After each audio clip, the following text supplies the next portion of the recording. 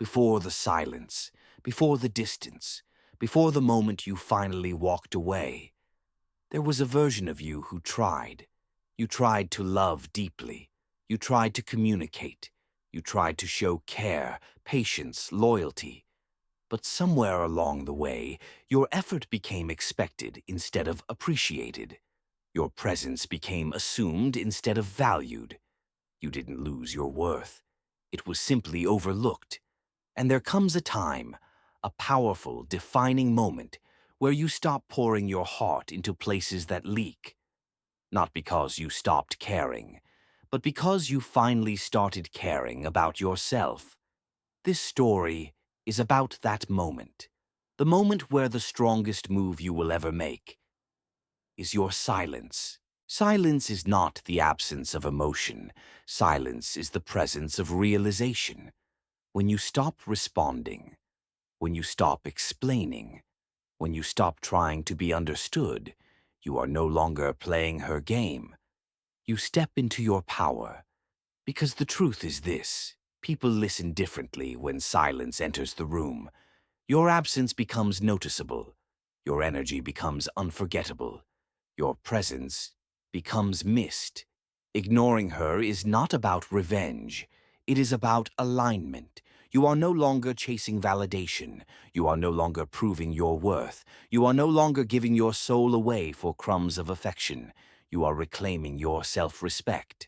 And the moment you choose silence, the dynamic reverses. She begins to wonder, why isn't he reacting? Why isn't he chasing? Why is he calm? Your silence forces her to meet herself, her insecurities, her assumptions, her arrogance, her belief that you would always be there. This is where your power begins. Not in shouting, not in arguing, not in fighting for attention, but in your quiet departure. At first, she doesn't notice. She thinks you're just busy. She thinks you're cooling off. She thinks you'll be back, because in her mind, you always come back. She has been conditioned by past experiences, men who chased, who begged, who pleaded for her attention, to believe your loyalty is permanent. But then, the hours pass, the days pass, your tone is different, your presence is distant, and something begins to shift. She starts to feel your silence. Not hear it, feel it. Because silence is not empty. Silence is full of messages. It says, I am no longer dependent on you. I have already accepted what you refuse to see. I am reclaiming my value. And when a woman realizes the emotional seat she held in your mind is no longer reserved, Anik begins to whisper. Because here's the psychological truth. Women don't panic when you pull away. They panic when they realize your heartbeat has changed, when your emotional investment is no longer predictable, when the attention they assumed they'd always have is now directed back toward your own life. This is where she begins the search. She checks your social media. She scrolls your old conversations. She plays your voice messages again. She stares at your profile picture a little too long, not because she misses you yet, but because she's sensing something slipping, something she used to control. And brother, when a woman begins to question her hold on you, she will either transform or manipulate, and what comes next reveals everything. When you stop reacting, something changes, because your silence creates a vacuum, and the human mind cannot tolerate a vacuum, especially hers. See, brother, when a woman once received your attention freely, and suddenly she doesn't, her subconscious begins to stir, not consciously, not deliberately, but instinctively. She'll reach out, but not fully, not directly, just enough to see if you're still emotionally available. This is not about the message, it is about the probe.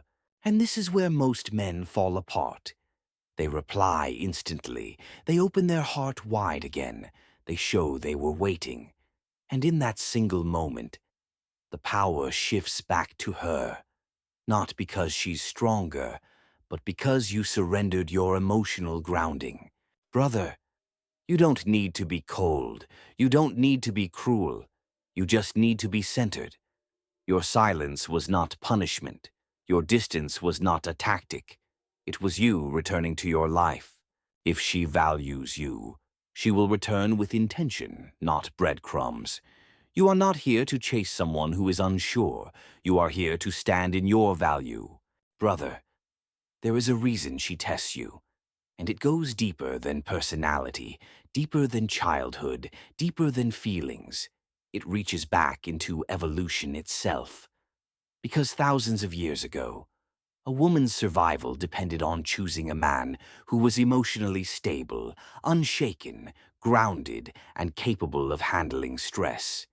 Her life, and her children's lives, depended on it. So, today, even though the world has changed, her nervous system is still running on ancient programming. She doesn't test you to hurt you. She tests you to find out if your heart collapses under emotional pressure. Because if it does, her instinct concludes, he cannot protect me. Not emotionally, not psychologically, not socially. Even if she consciously loves you, her body will not feel safe with you. This is why women test with silence, with withdrawal, with emotional distance, with pulling back right when things seem good. They are reenacting an ancient psychological scan.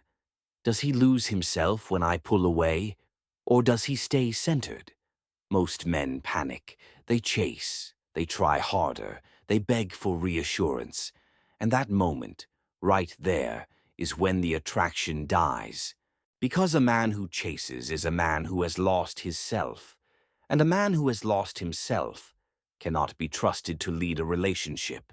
But a man who remains calm, rooted, present, even when she pulls away, that triggers the deepest instinct inside her. This man is safe. This man is strong. This man is worth choosing, not because he dominates her, but because he does not abandon himself to keep her. Remember, brother, she is not testing your love. She is testing your grounding. Not, do you care? But, do you lose yourself when you care? And that one difference changes everything. Now, brother, let's get honest. Most men don't realize when they are being emotionally controlled because it never looks dramatic. It never looks toxic at first. It looks like love. She doesn't yell. She doesn't threaten. She doesn't demand. She just pulls away until you chase, and that's the trap. So let me give you the 5 clearest signs you are being emotionally controlled. Not by force, not by manipulation, but by her silence. Because silence is the most powerful weapon a woman has. Sign number 1. Your mood depends on her attention. If your emotional state rises and falls based on whether she is warm or cold, you are no longer in control of yourself. She texts, you feel alive. She goes quiet, you panic. Your nervous system is no longer yours. Sign number 2. You explain yourself too much when you start over-explaining your feelings, your intentions, your decisions, just to keep her calm. You have surrendered your internal authority. A grounded man speaks once. A desperate man repeats himself. Sign number 3. Her withdrawal controls your behavior. Whenever she becomes distant, you immediately try to fix, please, chase, repair. You respond to her absence like a dog responds to a whistle. This is the fear of abandonment loop, and it is the single strongest psychological leash that exists. Sign number 4. You fear saying no. If the word no feels dangerous, if you adjust yourself to avoid upsetting her, then you have already been trained. A relationship without the ability to say no is not love, it's submission. Sign number 5. You are afraid of losing her. This is the core. If the thought of her leaving terrifies you, then she is not your partner. She is your emotional master, and you are her hostage. Brother, love is not supposed to feel like fear. If you feel like you are constantly trying not to lose her, you already have. Brother, what I'm about to tell you is uncomfortable, Because this part isn't about her. It's about the world she was raised in. Women do not learn emotional control by accident. They are taught it by culture, by social media, by their friends, by entertainment, by modern ideology. She didn't invent this system. She inherited it. From a young age, she is told, don't chase. Let him chase you. Never show your full interest. Make him prove himself. Keep him guessing. This is emotional strategy disguised as empowerment. And the worst part, it works.